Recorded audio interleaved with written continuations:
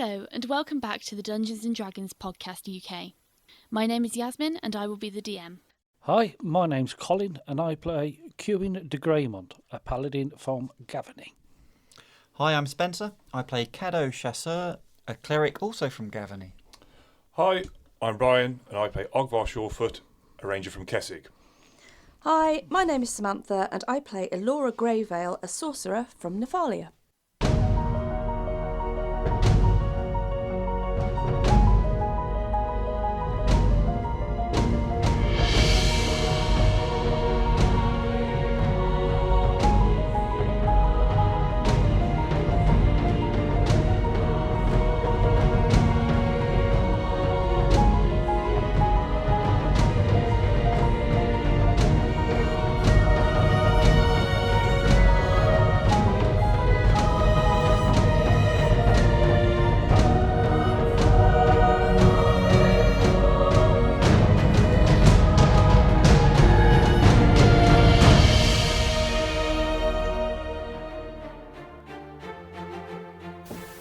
As the arena battle arrived and armed with his nice new long blade, Cuin faced his latest challenger. Local hero Larissa turned into the ring ready to rock and the trial with her trident began. With bold brinksmanship and some slice and dice, Larissa put up a fair fight, but finally capitulated with good grace and humility, which the rowdy audience appreciated. The amorous applause eventually abated for our Tin Man, and a short time later, encouraged by her companions, Elora entered a spell-throwing contest, albeit with slight reservation. She needn't have worried, however. Summoning her sorcery and unleashing a fiery fury upon her target of trash, she impressively launched a lettuce in a manner that the plane of Innistrad has likely never experienced thus far. And it is on this note that we leave this introduction, so let us get on with the next episode. Yeah, okay, I know, enough already. Episode 67, Rock Around the Croc. Okay, so looking at you, this young lad next to you, he looks absolutely terrified. But he looks at you, gives you a nod, sets his jaw, and he then casts something. Come on, lad, do your worst. What's he going to cast? He casts Flaming Sphere. If I just get the spell description up. It's one of those directional ones that you can move about. Hey, Sounds like something you get off. Rolls. hey, well, it looks like corking through a scorching.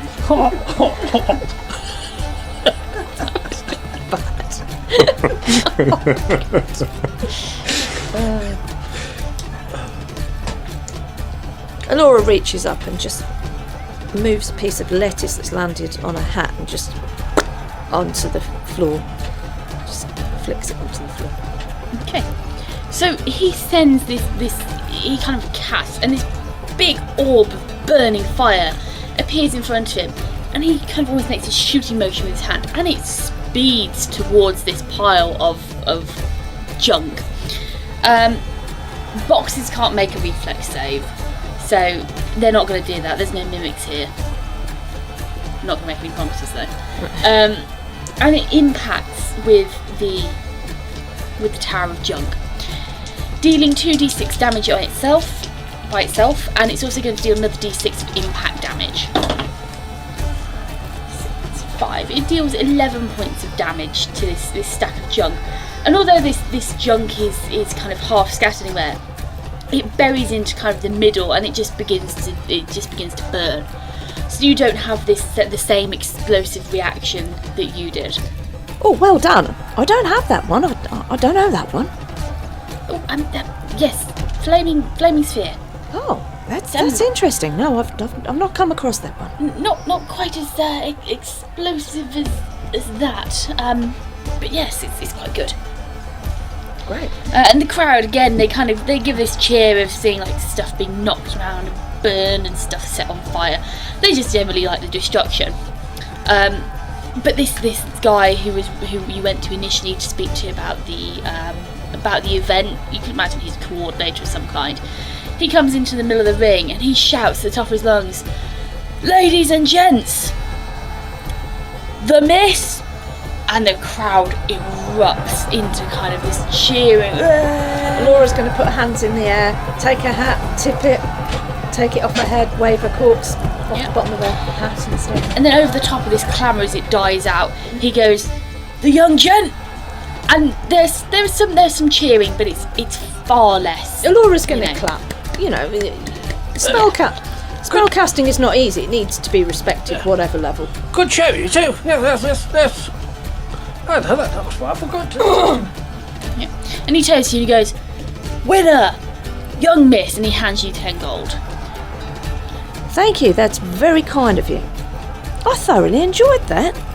And she's going to wave to the crowd and then going to wander off. Yep. That was well done there, Elora. That was. Yeah, she's going to go and rejoin the others. This young lad, he doesn't walk with you. He follows you out, but he doesn't say much. I'm going to make my way back through the crowd and find my companions. Yep. Well, hi guys. Oh, hello, Elora. That was quite entertaining. Well, it was quite exciting. That kind of went better than I expected, to be fair. Oh, yes, it's quite potent. Yes, it was. It was a particularly good one, that. Oh, if only you could have done that to the shambling mound not so long ago. Yeah, well, you know, the trouble is these things don't always go quite how you want them to. Well, that's very true, but like a bit more practice and you could be doing that left, right and centre. Yeah, I'm quite excited by this. I'm almost tempted to have a bet on myself and have another go. It's good for target practice. Oh, yes. I mean, if we ever come up against an aggressive lettuce, we know how to deal with it now, don't we? Yeah, that did fly, didn't it? Yeah. Next time we need to get a lettuce 300 feet in the air. Oh, yeah, I mean, I'm all over that one. Yeah. From beside you, Esther kind of giggles. She goes, "Oh, leave it alone." Right. So, are we going to go and have a go at the old monster one? Yeah, I feel like I want to get involved now. Ogvar, I want to put a bet on this one. Okay, I think I'm going in on this one, so maybe you'll be left with the purse strings. Are we going in as a 3, are we? Are we going as a 3? Do you fancy coming, Esther, or are you going to stay out here with Elora? I can if you want. Oh, more the merrier. Elora, you staying out here, or? Well, I'll stay here. I mean, who wants to stay? Who's with me? Who's staying with me? Who's going? Who's staying? Well, so far, everybody but you. Oh, everybody in the ring? Really? Yes. No, not the whole crowd, just us. Just this one. Oh, well, I suppose it could be a team night out, couldn't it? But we got to put a bet on this, surely. Okay, right. Well, here's my 10 gold. 10 gold? That's a bit conservative, isn't it? Wait, no, it's 10. I think the entry's 10 gold each, isn't it? For the Five gold. Is it 5? Oh, so it's 5 gold each for entry. Where's 5 gold? Well, Right. How much should we bet then? 15 gold for entry. 15 gold for entry. 15 each, yes. Yeah, for monsters. Oh, It's okay. more for monsters. So it's 15 gold for entry, and no matter how many people enter, you will only ever get a ceiling of 200 gold out if you win. Okay. Well, so that's 75 gold. Okay, 15 each. Yeah, we still make a profit out of that, don't we? Oh yes. Right. Well, I'm going to hand my 15 gold to Cuin. Are you joining in? Well, yeah. If everybody else is going, I'm going to. Okay. Right. So the entire team is entering. Yeah. Yes. Okay. So you all make your way up to this guy. He looks at you and goes, "Oh, back again? Well, yes, you know. What can I get for you?" Well, we're going to have a go against the old beastie. Oh, well, there we go. You sure? Yeah, famous 5 never turn their back on anything. Excellent. Right. Give us 15 minutes. We'll get everything prepared. We'll have to announce this one. Not many people decide to fight a beast. So yeah, give us 15 minutes if I can take your entry fees now. Elora's going to hand her entry fee to the guy. You all hand your entry fees over, and he kind of goes round both hands, just kind of, taking money wherever it's being thrown at him. And you see him, he kind of shoves it in his pockets and some more pockets, and he fills his pockets up, and he goes, "Right, okay, 15 minutes. Gonna get something nice out for you, and Hope you don't die. Oh, that fills me with confidence. But hey, whatever. Okay. And he wanders back over to his little podium with his bell and his drum on it, and he pulls out a horn, and he toots on this horn, and it echoes throughout the cavern, and there's this hush that falls, and then the entire place erupts, and you see people begin to almost stampede to the seats. In the meanwhile, these guys have gone and they've cleared up all the rubbish, the burnt lettuce leaves, the flaming lettuce leaves. They've put them out and they've kind of shoved them off to the one side, and then they've been taking down the boardings on the other end. So they've cleared up from the magic fight. But you get this absolute stampede of people making their way. 15 minutes passes spectacularly quickly. In the meantime, the stands are now heaving with people. Absolutely heaving. There is no room there. People kind of double stacked on stairs, grabbing onto each other so they don't fall. It is chock block, literally.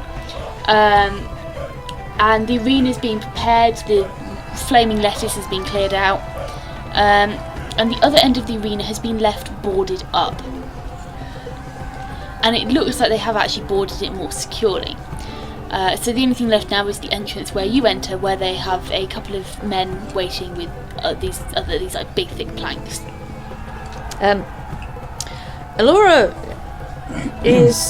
she going to turn to the others and say, guys, are we going to put a bet on this? It would be kind of fun. No, I see no reason why not, if you wish to. Right, I'm going to go and see if I can find somebody. Cuin? You want to...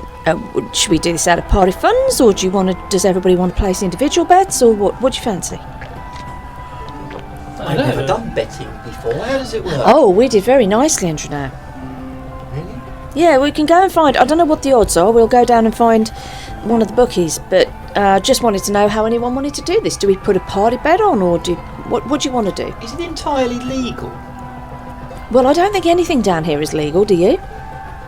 But there's nothing wrong with the odd fight. I mean, that seems... Fighting for gain seems fine.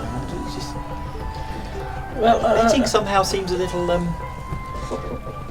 roguish. Well, I don't know. You can go and have a chat with your god. I'm going to have a bet. yes, well, the party funds, after we distributed everybody, they took a bit of a hammer. That's fine. I'm going to go and put a personal bet on anyway. Elora's off. She's going, I'm going to find a bookie. Anyone coming? Yep, Esther will go with you. Yeah, come on, Esther. That's you and me. I'll go as well. Oh, yes, I don't think we have the choice, really. I think we may as well saunter off. Well, I think one of us better stay with the ringmaster just in case they call us in. Okay, and if it all starts before we get back, you just carry on your own. It's only a 5-foot fence. I'm sure we can jump it. Okay. Right, so she goes to find a bookie. Does she hunt one down? There are several of them hanging around. You find a bookie. She's dressed reasonably well. She's got very short, kind of close-cropped hair, wearing a bit of a dodgy-looking top hat and kind of like a red velvet jacket. Stood on a little soapbox, and she's taking bets from a couple of people. Right, I'm going to wait in line till everybody's finished, and then just get to the front of the queue on the betting front. So, hi, we'd like to put a bet on the creature fight. Okay, yeah. What's your stakes? Well, what's the return? 1 to 5. 1 to 5. Right. Does anybody want to go first? I need to just have a little bit of a think. Well, I'll bet 100 gold pieces. 100. Okay. Takes you 100 gold pieces. Gives you a That's ticket. big money. So, yes, I'm not quite sure what to do, so I shall follow suit of the Tin Man. Here's my 100, please. There you go. Gives you a ticket, and while she's been giving you a ticket, she also turns to you and says, "We also do other types of bet here. Do first blood bet. So, person who draws first blood. Which side of the fence are you on? Monster side or, hero side? Do various things. Number of deaths incurred." Elora looks... a slight shadow crosses her face. She hadn't really considered these things. She was just thinking of a straight bet. I'll just have a straight bet if that's okay, thank you. Just on to win, Sure. Yeah, well, I'm having a good evening. Laura's going to bet 200 gold pieces. She's going big. She's never done anything like this before, really. She's going big. Righty-ho then, miss. There we go. Gives you the ticket. Anyone else? It's only Esther. Yep, fair point. She looks at Esther, gives Esther a bit of a look. Esther smiles and goes, 1,000 gold. Literally, Elora is like, ooh. She hands over 10 platinum coins Nice. to the woman, takes the ticket stub, gives it a cheery wave. Toodle pip. Elora is literally transfixed to the spot, and like she's just agog. She looks at you, makes eye contact, goes, oh, heaven be damned, I've only got so many years left. Well, okay, fair enough. What? 100. What? 10 gold make 1 platinum, so 1,000 gold. It's not 1 on top, so it's 100 gold. 100 platinum. Yeah, she'd need 100 platinum pieces for it to be 1,000 gold. Okay, retcon that. Yeah, Go back to the my beginning. maths ain't great. She hands over a little slip of paper. You don't know what it is. You assume it's a form of payment. So we don't know how much she's handed No, over. she said 1,000 gold. Oh, okay, 1,000 gold. She audibly said 1,000 gold, and then instead of handing over the incorrect amount of coins, she hands over a slip of paper, Okay. which you would assume is a form of payment. Elora is still agog. She's rooted to the spot, and her mouth is open. Catching fireflies. Better close that trap, dear. We don't want to catch any sewer flies. Yeah. Okay. Yeah. All right, Esther. Yeah. Good. Well, fair play to you.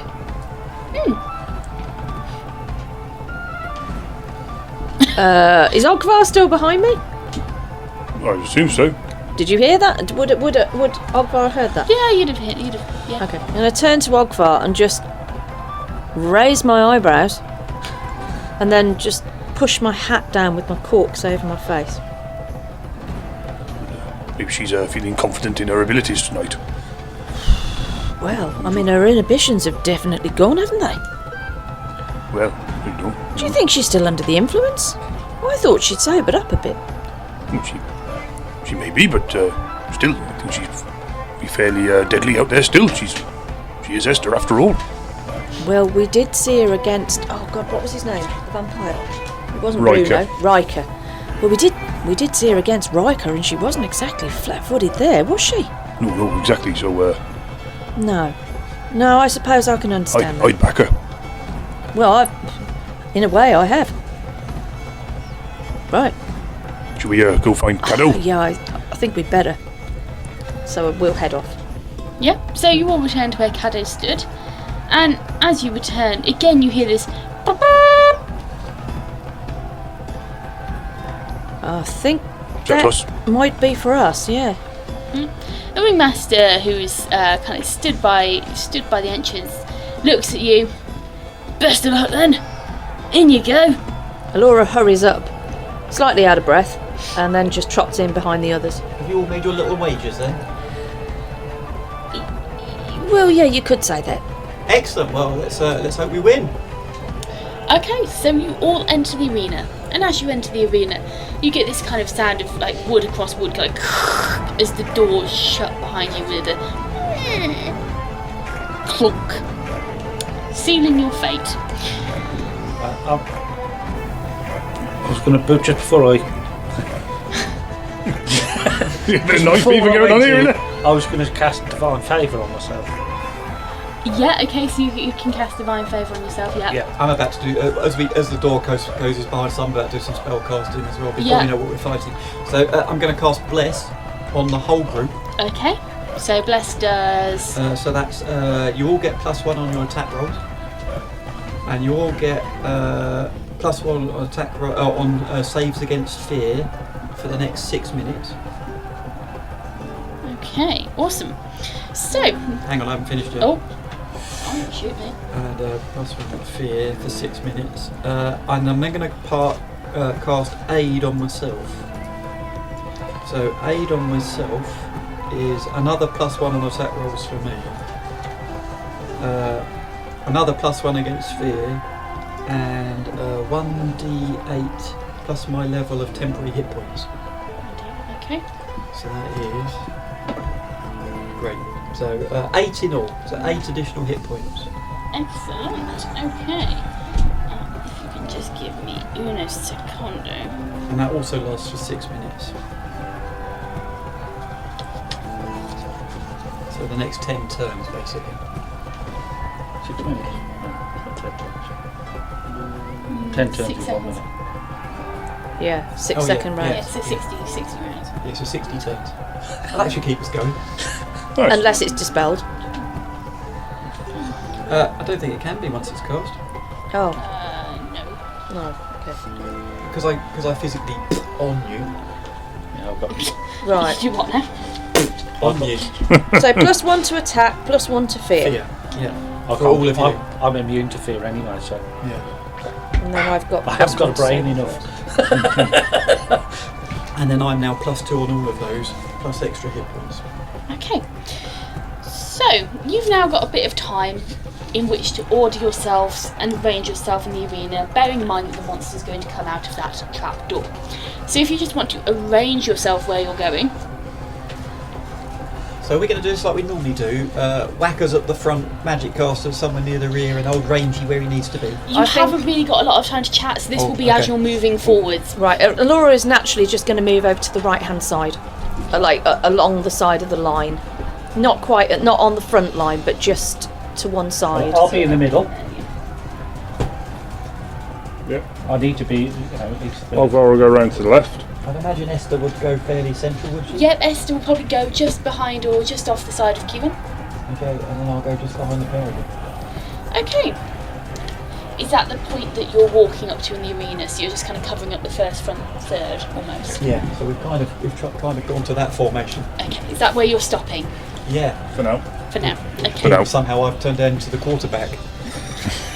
Grr. But Okay. So again, you get this very odd hush that falls over the arena. This kind of aura of anticipation and excitement building. And you begin to hear, all of you, this tum tum tum tum tum tum tum tum tum tum tum, and the sound of cogs turning. As in the middle of the arena, the trap, this kind of trapdoor almost, it raises up, and as it raises up, you see this kind of flat top with kind of like bits of sand dripping off the edge, obviously from where it's been disturbed and it's starting to fall over the edge. And you see 3 sides of a cage with iron bars, and this is a big cage. It's probably 10 foot each direction, so you've got a pretty good amount of space in there. Can Elora cast a spell on one of her companions at this point? Yeah, okay. Okay, she's going to cast Resistance on Ogvar, Okay. Okay, what does that which do? will give you a +1 resistance to bonuses, like resistance bonus on saves. Okay. And all of you can make me a spot check. Lasts for a minute, so 10 rounds. Okay. Okay. And all of you can make me a spot check. that one. What did you Pesky visor. A spot check. What did you cast at the beginning? That one. Oh What dear. did you cast a spell? I think that's it. You cast in that one. Casting that one. Divine Favour, which is 1 minute +1 attack and damage per 3 levels. Elora rolled a 6 all in. 26. Ooh! 26. Sorry, what we cut rolling for? Spot check.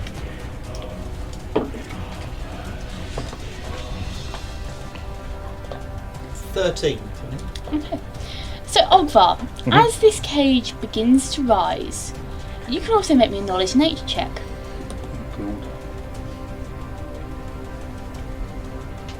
Okay.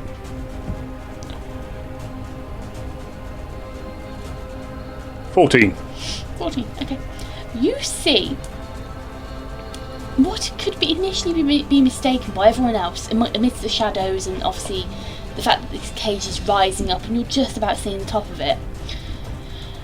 You can see this dark, lumpy object. And as you take a closer look, one eye opens up.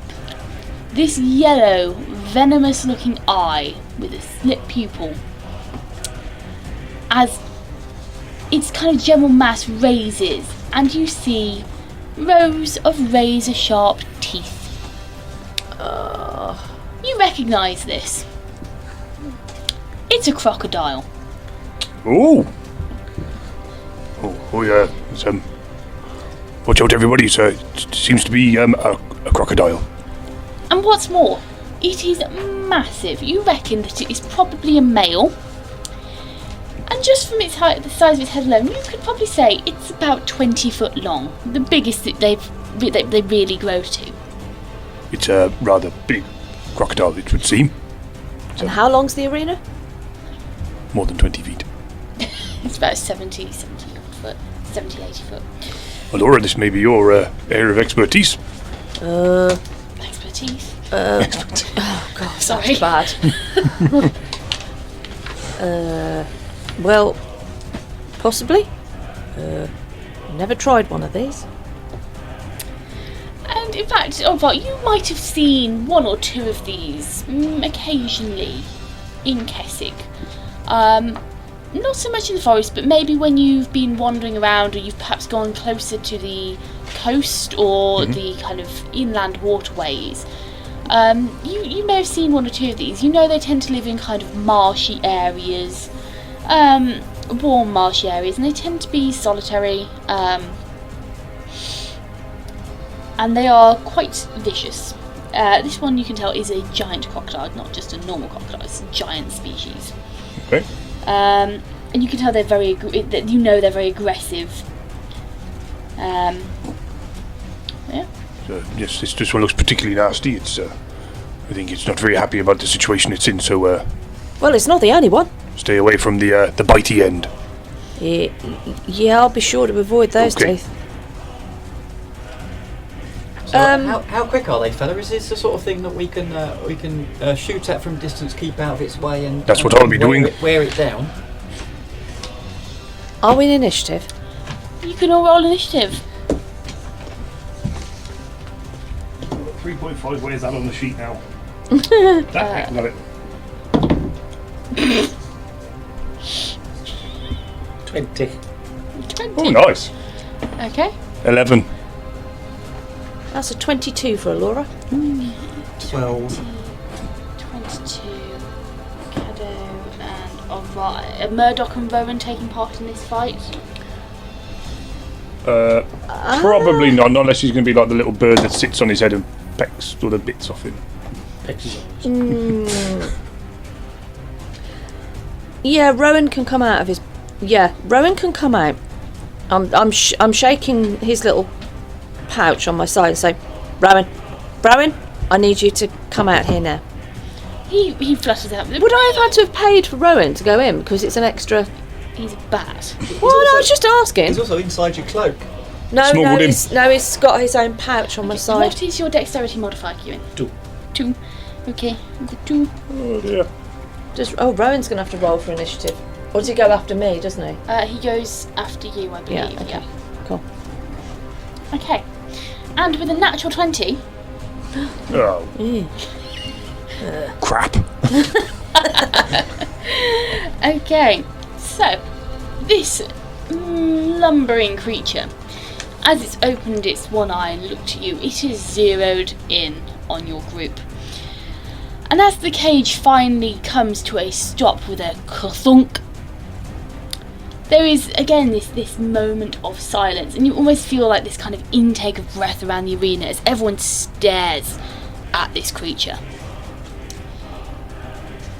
And it roars, and it begins to move forward out of its cage, kind of thrashing. This cage is nowhere near big enough to contain its bulk, so it's almost twisted round in itself, and it thrashes out of its cage. And as it starts thrashing, you see where it hits one of the side bars, and it actually bends and buckles the bar with its just sheer body weight. Laura winces slightly. And it moves forwards. What was it initiative? What was its initiative roll? Natural 20. Nat 20. With what? Natural 20 with 21. Would I go first? What did you roll? Or 22? Did you roll a natural 20? No. Natural 20 always goes first. Right. Okay. Nice try. Right. Didn't try hard enough. Okay. And as it reaches forwards, it moves up to the maximum it can. It lumbers towards you, and clearly this is a predator which is designed for water rather than the land. As it lumbers up, hissing and growling, this primeval sound. And next up we have Elora. Elora is going to stay where she is. She's not going to move, but she is going to cast Flare right in front of the creature. Okay, what does that do? It's a burst of light. Cause it to burst directly in front of the single creature. The creature is dazzled for 1 minute unless it makes a successful fortitude save. What's the range on that? Is it targeted or is It's a 45-foot range. Standard action. Yeah, I mean, I cast it directly in front of the single creature, so it is targeted to go in front of it. Well, it says it causes light to burst in front of a single creature, but if other creatures are looking at that light, I would say that would also affect other creatures as well. So you could blind it, but you could also blind Yeah, us. I got that, but So before you cast it, shout, "Shut your eyes!" So you're casting Flare in front of the Croc. well, I've said I'm doing it, so Okay, so everyone who is staring at the crocodile. Well, being it's a bloody big one, I guess That'd be everybody obvious. is. Yeah, Yeah. none of us will take our eyes off it, I suspect. With the exception of Elora, because I'm going to say you probably close your eyes in preparation for this. did it go against my current spell save DC, or did it go against the cantrip? No, just spell save DC. Just my current one.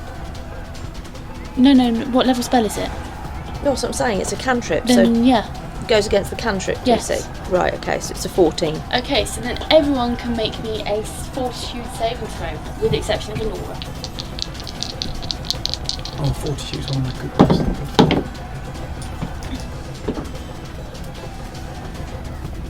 16. 17. 23.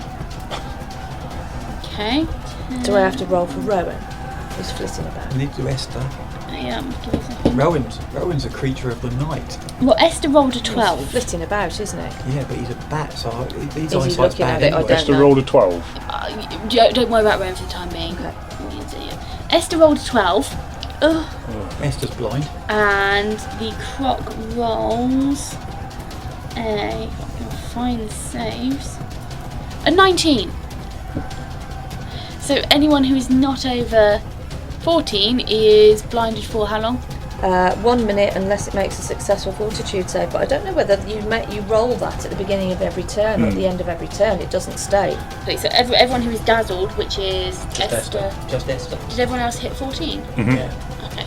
So Esther is taking Is she minus literally buggered for the next 10 10 rounds? rounds? Yeah. And she gets no other save at the beginning of her turn? She's dazzled. There's no Right. save. Okay. Right. Okay, so literally everyone has that, with the exception of Esther. Right, we're now the Fantastic Four. Esther now gives a oh, and you see her kind of rubbing at her eyes. I'm so sorry, Esther. Esther, we need to get you out of here. It's all right, dearie. I'll be fine. Okay. I don't think you will. Okay. So next up is Rowan. You doing anything else? Gonna blind anyone else? No, nothing at the moment. Okay. So next up is Rowan.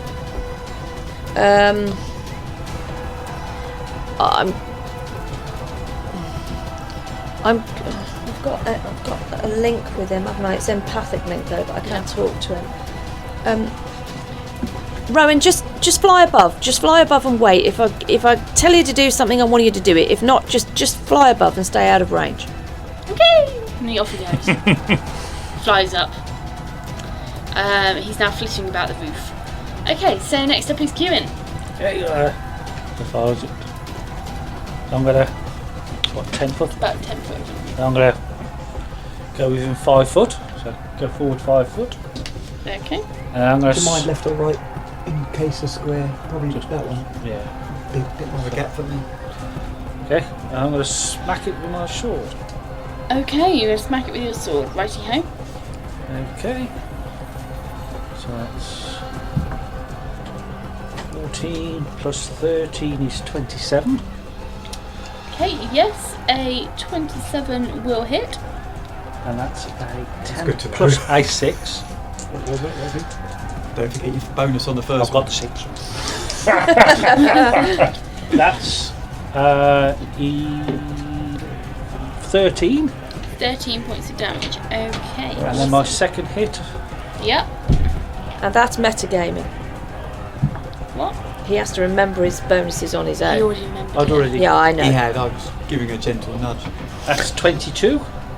22 will hit, yep. That's 3. I'm going to take a step back and go, God, that hide's pretty tough. Okay. Yeah, so as you've laid down these hits, are you using a bastard sword? Yes. Yep. You're hitting, and you are hitting hard. But you are, I mean, again, it's your sword's hitting, and it's just kind of skittering. You're making the damage, and it's just pinging and skittering away from you. You haven't actually managed to breach its hide. It's really, really tough. And it's kind of hissing, snapping, roaring, the foulest breath possible. And the crowd is going wild.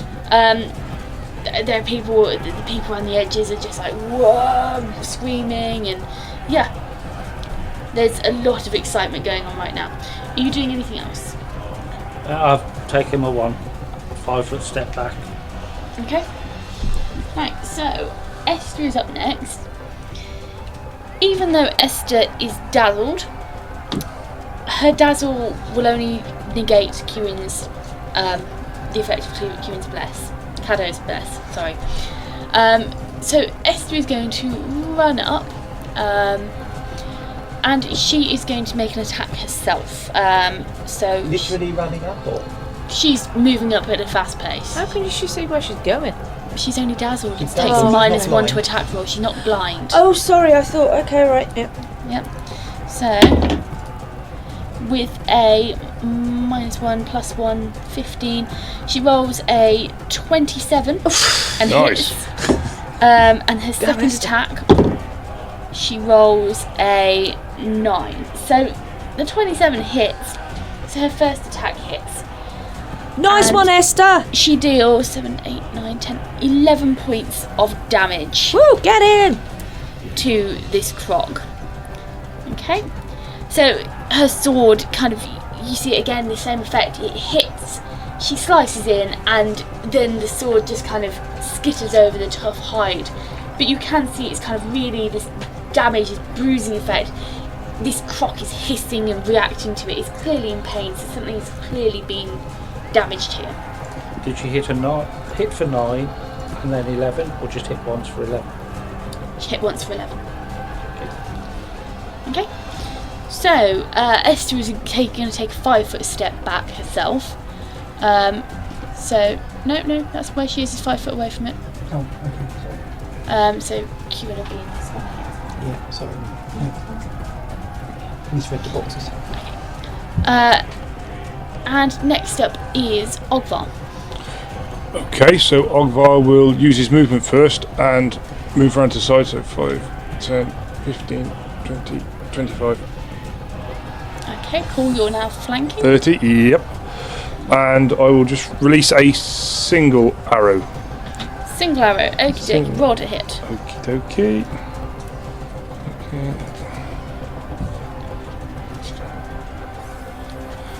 Be 19. 19 to hit. Yeah. Yep. What's your critical range?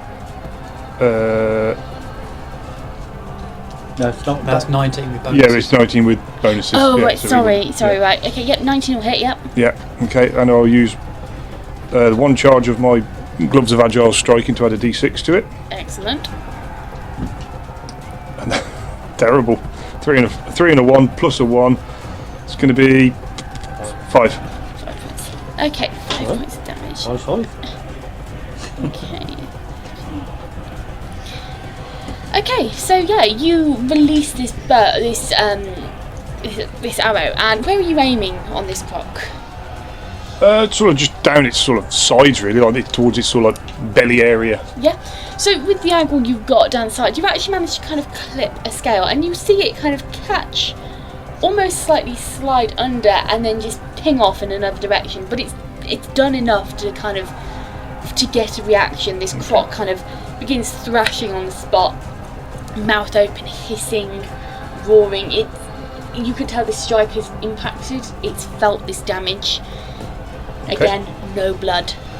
But the crowd at this point is going wild. They are screaming, they are stamping their feet, and you can actually tell, all of you, that this noise as well is just adding to the croc's irritation. Are you doing anything else on your turn? No, that's it for now. I've used up all my movement, so yeah, that's good. Thanks. Okay. Cado, you're up next. Right, so I think I'm going to move to a side as well. I think I'll go that way. So 5, 10, 15, 20, 25, 30. Okay. Pop myself there. Yep. And then I'm going to cast Divine Protection. Okay. So Divine Protection. You call upon your holy powers to aid your companions, and a golden light appears from above, bathing them all in a sparkling radiance. And they gain +1 morale bonus to their armor class and all saving throws for the next 6 minutes. Okay, So that's another +1 to all saving throws, +1 to your armor class as well, please. Sorry, what was that? Just repeat that for me. You get +1 to your armor class Okay.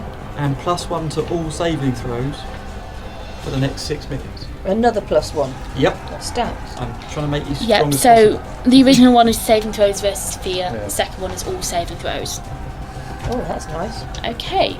Awesome. Are you doing anything else on your turn? I've used up my movement and cast a spell, so I won't be able to do it. Brilliant. Okay. You hear this come from around, and you hear this ooh as this golden light shines from above and kind of wreaths all of you in this pure golden light, and everyone's like ooh, and it's you taking a look on the opposite side of the arena. You can see that most of the people, their attention has been drawn away from the croc, and they're actually all kind of staring up at the ceiling now in awe and wonder. Thanks, Cado. So, top of the round, Crocodile Dilly. Crocodile Dilly is going to go for the person who's done the mucho damage-o. So, it is going to take a lunge for you, Cuin. So it moves up towards you.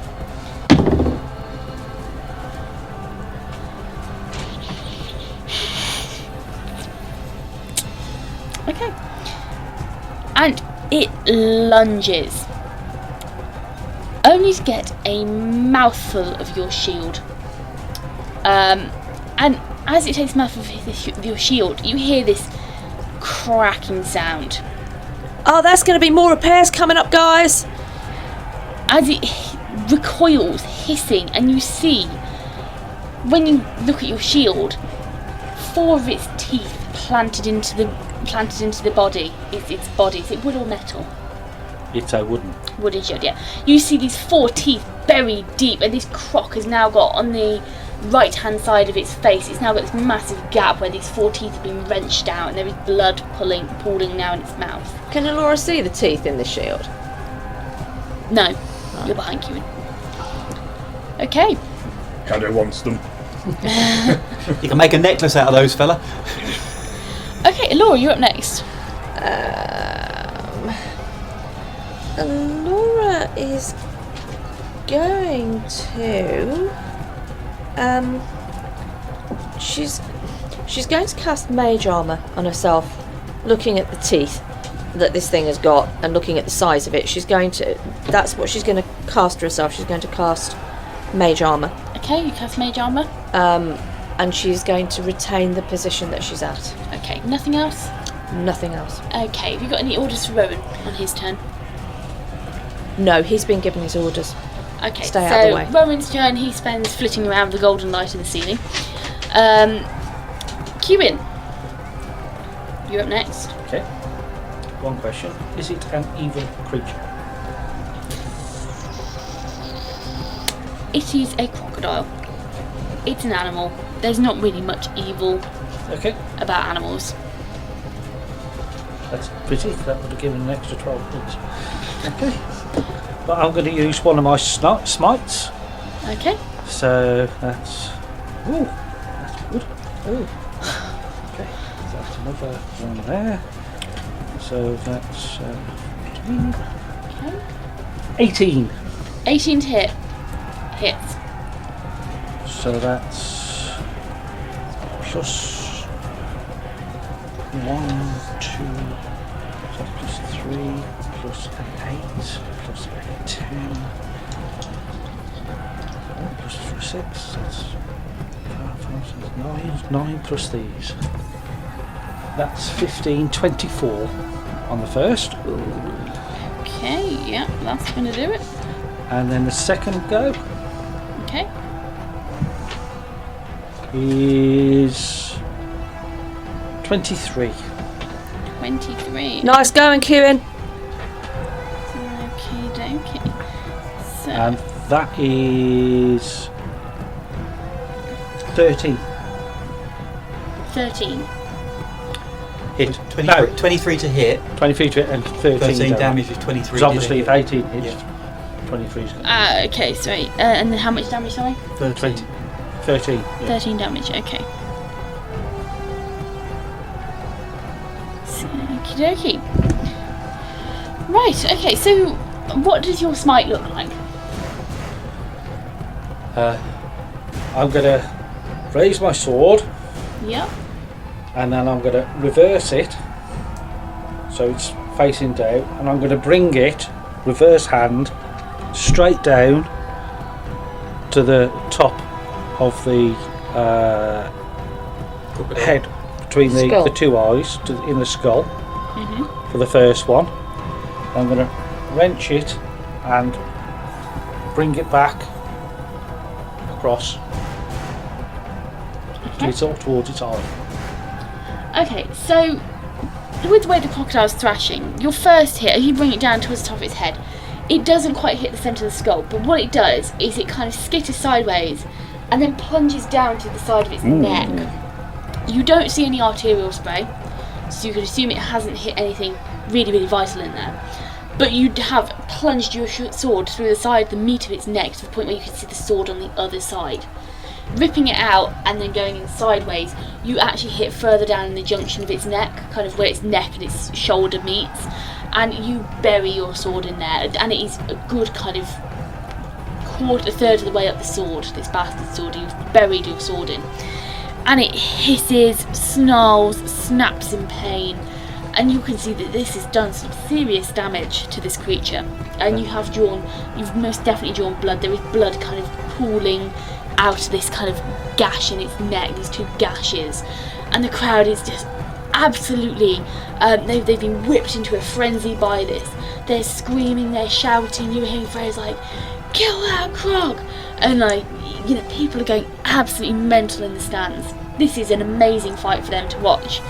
Are you doing anything else on your turn? I'm taking 5 foot back. Okay, you take a 5 foot step back and you return to effectively where you were before. Yeah, just ready. Yep. Okay, so next up is Esther. Esther, ooh, bloody good hit, Cuin. And she rolls a 29 to hit on her first, Go on, Esther. and a 15 on her second. So the first strike, she brings her sword skittering down once more, and she deals a full 8. She deals 12 points of damage as her sword, with this kind of almost this breach in its hide now from your blows, Cuin. She brings her sword down, and this kind of gash on its neck where you've stuck your sword, effectively you've now got like this hole running right the way through. Her sword catches the top of this hole and rips it open, so now there's 2 pieces of like chunks of flesh just flapping about on the side of its neck, and you can actually see down into its musculature now. And her second blow, as she brings her sword back across from round 2 at the neck, she actually catches it quite awkwardly on it's moved, and she catches it quite awkwardly on this ridge on its neck, and her sword just pings off, and she keeps hold of it, but it pings off and it doesn't make contact. And you look at this croc now, and it is really looking the worse for wear. You have this big gaping, these 2 massive chunks of meat flapping about on its neck. There is now blood running in rivulets down. Its movements also agitated the wounds and made them almost worse and bleed worse. And it is looking very, very unwell. So next up, Ogvar. Esther will also take a 5-foot step back, sorry. Okay, so Ogvar is going to put his hand on his hip, and he's got his newly acquired rope of stone. Okay. So can he attempt to move round to the back of the crocodile and run up his back with rope in hand and try and wrap it round the snout? Okay, you have to remind me what rope of stone does. Basically, it's a normal rope, and then once I give a command word, it turns to stone and adds a 5 onto the DC of any escape artist check. Yeah, sure. You can try and run up its back. You're going to have to make me a dexterity check. No problem. Run up to the back of a giant crocodile. I'm It's the rolling opposite end of the pointy end. Well, you're getting closer to the pointy end. Yeah, but it's facing away. If this works, we don't have to worry about the teeth anymore. Hey, if you want That's to what ride, she you want to ride a crocodile. Nothing ventured, nothing gained. Okay. Well, he didn't want Portia, did he? What am I rolling? Dex check. Yeah, so just make me a straight dexterity check. Dex save. No, just a check, straight Yeah. check. 15. Yeah, 15. Okay, yeah, that's good enough to maintain your balance and run up the back of the croc. The more difficult bit is going to be wrapping it round its snout. So I'm going to say, can you make me a sleight of hand check, please? Okay. Find it on here. Nat 20. Hey! Talk about timing. Right, yeah. Like a scene from a movie. You take your rope out of your pack, coiling it around your hands, and as its tail thrashes past you, you step up its tail and you run almost in slow motion up its back. And when you get to its head, you just loop this rope around and again until you've got its nose caught, and with all of your strength you pull it and you close its jaw shut. What are you doing at that point? Yeah, so it turns to stone, and then as I sort of jump off and roll along, I shout out to the guys, don't hit it in the head now, work on the sides. It's we don't want to let it get free. Well, that's a new and unusual move. I like that. Yeah, that's brilliant. You've got to work with what you've got. Very nice too. Okay, so next up is Cadeau. Well, I've been rather inspired by the tumbling efforts of the ranger. Oh God. So I'm just going to charge the midriff of the crocodile and absolutely smack it with my mace. Oh, nice. Okay, are you charging? Yeah, charging into its midriff. Okay, +2 to the attack roll. So Right, that's am like I flanking it as well? Yeah. you are now. So what's that? So that's another +1, isn't it? +2. +2 to the +1, so +3 when you roll. So +3, plus all the other pluses I've still got going on. Yeah, Okay. plus to plus. Right, so that's 15, 18, 19, 20, 21 all in. Yeah, 21 hits. Okay. Okay, roll the damage then. Damage. That's a 7 plus 11 all in. 11 all in. Okay. So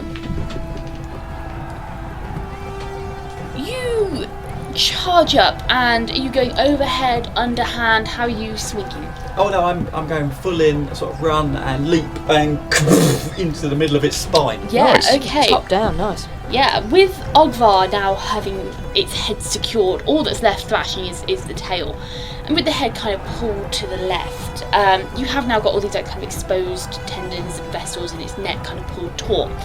But you opt for straight down the middle, and you bring this mace overhead, and you, with your full body weight behind it, your mace hits and sinks into like the rib cage. You hear some cracking going on from underneath, from inside. You'd assume you damaged some ribs, maybe. And the spikes on your mace sink deep into the hide, and as you follow through and put your weight down, you gouge about 5 kind of tracks through its side, and you leave this kind of it looks like really nasty because you've got this what's the word I'm looking for? the contrast of like this really rock hard, dark looking skin with now this pink flesh which is all exposed underneath with rivulets of blood running down. Okay, is that the end of your turn? Yes. Yeah, I think so. Yep. Okay, so top of the round, it's a creature. The creature is going to attempt to escape from this rope. Okay. I imagine it's not very happy. So I'm going to say this is probably going to be quite difficult, especially with its jaw clamped shut. It doesn't have the use of its legs. I'm going to say it's probably going to be a DC 15 anyway, plus is it 5? Adds 15, adds 5 to a DC of an escape artist check. So it needs to be 20 then at least. Okay, it's only got a +1. So it's got a 20 DC. Doesn't manage to escape from the rope that you've got it sealed in. And its back end is just thrashing around. There's not much it can do with its head secured. So that's its turn over. Elora, what would you like to do? The team decided to delve into an arena creature challenge, and considering the evening's antics had been a thumping success thus far, a spot of betting was in the offing. Elora and Esther speculatively placed some significant sized bets in the hope of a handsome return. The incoming challenger was a croc of some serious size, but with the ranger wrangling the wriggling reptile by pulling off a rapid rope trick, the assault was looking like it was ramping up to a swift conclusion. Thank you for listening to our podcast. Having you as a listener means everything to us. So, whichever streaming service you choose to listen to us with, please give us a like, subscribe and follow. We would love for you to join us on our Facebook or Twitter page, where you can catch up with all of our latest news. While you're waiting for the next episode of Secrets of the Silver City, why not pop over to our website, where you can read all of the information about this campaign, from backstories to setting. All of the links are in the bio of this episode. Join us again next week for the next instalment.